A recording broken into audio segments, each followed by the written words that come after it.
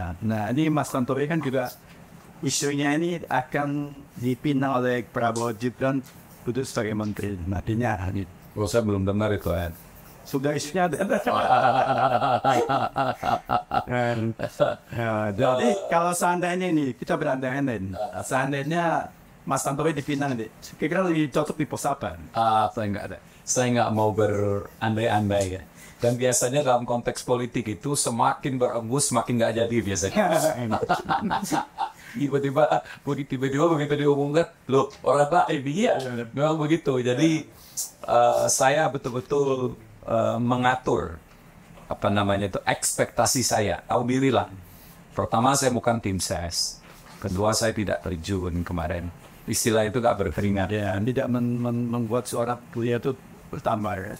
Ya mungkin ada lah kalau bertambah karena orang lihat ada Tantowi di situ kan, walaupun tidak muncul. Ya karena saya dari awal dari 2014 dan seterusnya sampai sekarang ya saya orang Prabowo. Ya, ketika saya menjadi juru bicara utama 2014 Pilpres ya saya kan jubir utama kan, event saya paling depan. Dan pada waktu peperangannya pertarungannya ya sadis juga gitu. Ya, untuk itu jalan Jokowi ya, sampai saya kehilangan teman, kehilangan saudara, kehilangan sahabat, banyak sahabat yang memutus silaturahmi gara-gara saya memilih untuk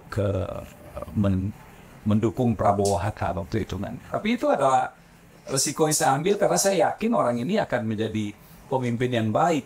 Nah, pemimpin yang dibutuhkan oleh Indonesia. Mas Tantowi melihat ini Prabowo ke depannya gimana Bu? Saya rasa akan lebih baik ya ke Indonesia. Itu dengan ucapan terima kasih serta penghargaan yang setinggi-tingginya atas dedikasi dan kepiawaian Pak Jokowi dalam memimpin Indonesia selama 10 tahun. Tapi di tangan Prabowo saya rasa dasar yang sudah baik, yang sudah diletakkan oleh Pak Jokowi itu akan dikelola dengan lebih baik. Karena kita mempunyai presiden yang sangat berpengalaman. Ya, beliau sangat berpengalaman di dalam negeri, pernah memegang berbagai jabatan publik, sangat dikenal di luar negeri, dan punya kemampuan komunikasi yang sangat baik, baik dalam bahasa Indonesia maupun dalam bahasa asing. Dalam bahasa asing itu bukan hanya bahasa Inggris. Dia bisa berbahasa Jerman, bisa bahasa Belanda, bisa bahasa Prancis, bisa berbahasa Spanyol, ngerti Itali. Saya rasa kita setelah Bung Karno nggak ada lagi presiden dengan kualifikasi seperti ini. Tapi pada 2014, 2019 rakyat Indonesia kan belum percaya gitu. Masih banyak dogma-dogma negatif yang ditempelkan ke beliau dan ditelan oleh rakyat gitu. Sehingga dia tidak terpilih. Dan ya waktu yang udah sampai sekarang ini dia diberikan kepercayaan untuk menjadi orang nomor satu. Menurut saya dengan segala kemampuan dan pengalaman itu, insya Allah Indonesia akan lebih baik. Wah, begitu banyak puji kalau Pak Prabowo nonton SRN, saya kira langsung, wah, Mas Tantowi ini cocok jadi menteri saya. Saya waktu menjadi jubir beliau itu, saya tidak berlebih-lebihan. Saya tidak pernah menjelekkan musuhnya. Boleh cek sampah digital saya nggak pernah ngejelekin Jokowi. Karena bagi saya untuk memenangkan jagoan saya, cukup tinggikan dia. Iya, tinggikan hal-hal positif. Tinggikan hal-hal positif, sampaikan dengan baik, otomatis musuhnya akan turun.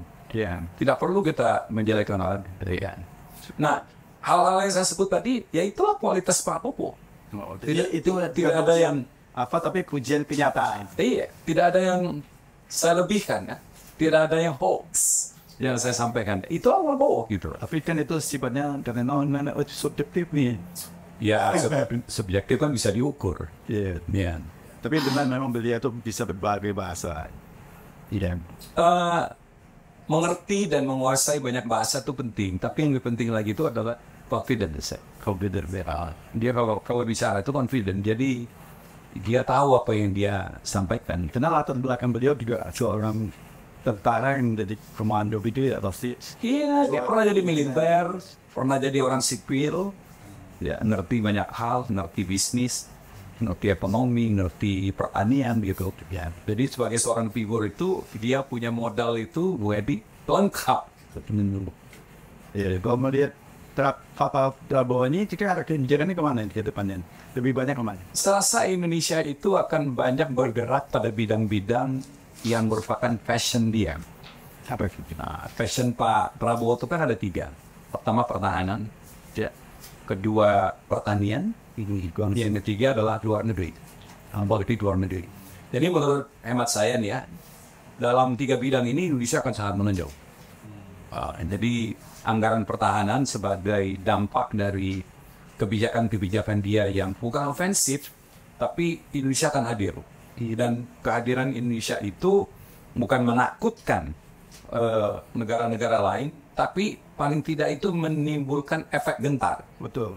Ya kan? Deterrent effect. Ada deterrent effect. Dan penting itu bagi satu negara kan, supaya kita dianggap. Ya. Apalagi presidennya 4-star general, Iya. general 4 bintang yang ngerti apa yang dia sampaikan. Jadi ketika dia bicara di forum internasional nanti, percayalah Indonesia akan mendapatkan respect. Kedua, passion dia itu kan pertanian. Ya. Dia pernah jadi ketua himpunan karya tani HKT juga enak. Indonesia karena dia sangat concern soal pertanian. Jadi makan siang gratis yang berubah sekarang jadi makan pagi gratis itu manifestasinya itu akan berujung kepada pensejahteraan para petani. Ya. Jadi nanti kebutuhan beras, kebutuhan sayur-sayuran, kebutuhan telur, lauk pauk itu akan meningkat. Itu dari mana semuanya? Dari petani kan? Ya, lu. Jadi yang paling tersejahterakan itu adalah kelompok petani. Suara negatif, nggak apa-apa Bung Edi. Pastilah kita berbuat baik pun pasti dikritik orang. Ya, betul. Nah yang ketiga luar negeri. Jadi dengan segala hormat kepada siapapun yang akan menjadi Menteri Luar Negeri berikut, Menteri Luar Negeri sesungguhnya itu adalah Pak Prabowo itu sendiri, Presiden itu sendiri. Dia akan banyak melakukan lawatan ke luar negeri, berbicara di forum-forum internasional dan meyakinkan dunia mengenai Indonesia saat ini. Nah, itu jadi level Indonesia pada forum internasional itu akan meningkat. Luar biasa. Dan memang Mau ngomong kayak jubir ya? lebih nih. Kalau Pak Prabowo nonton pasti wah ini cocok jadi menteri apa sih? Kenapa?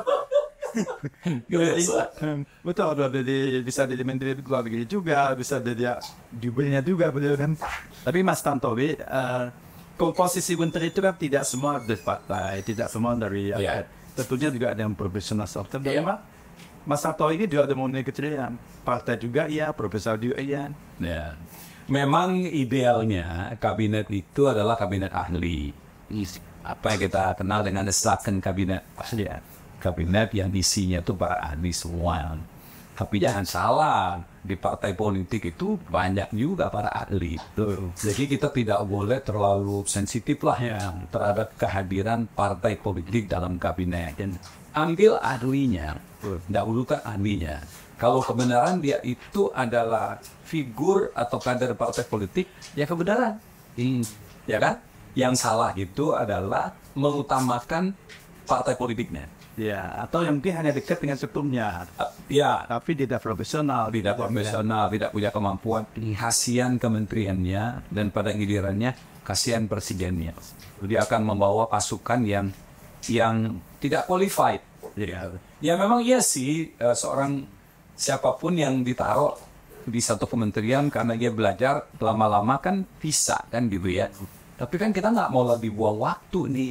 Kita pengennya begitu ditunjuk, terpilih, dilantik kerja. Langsung bisa kerja. Langsung kerja dan nggak perlu belajar terlalu banyak karena dia seorang ahli gitu. Idealnya itu kalau coba tanya seluruh rakyat Indonesia menginginkan kabinet seperti itu. Apakah sekarang terlihat tanda-tanda juga Pak Jokowi misi presiden, tapi sudah ada calon-calon menteri yang sudah dimasukkan nih ke suatu kementerian itu? Ya rumornya kan seperti itu. Tapi sekali lagi kita tidak boleh anti terhadap politisi atau kader partai politik. Banyak menteri-menteri sekarang maupun sebelumnya yang berhasil itu dan mereka adalah politisi. Mereka adalah kader partai politik.